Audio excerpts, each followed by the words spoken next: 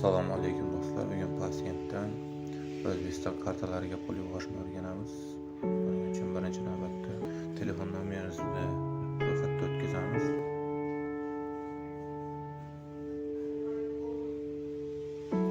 Keyin ism, familiya, tug'ilgan sanamizni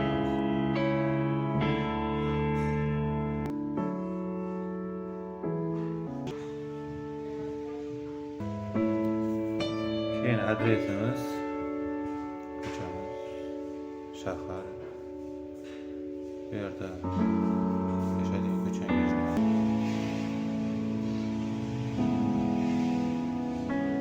keyin pochta indeks.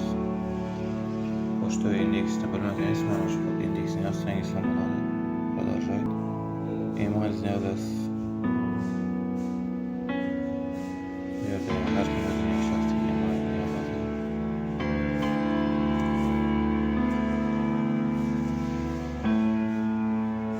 Keyin продолжать-ni bosasiz.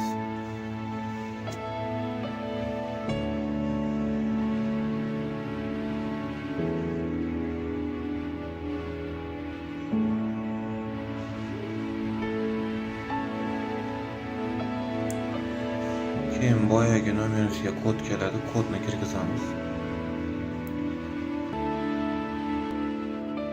Добро пожаловать в пассиент.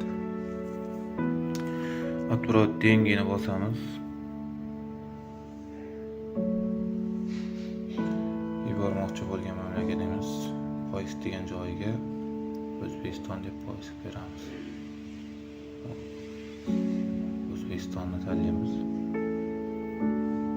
Na kartini bosamiz.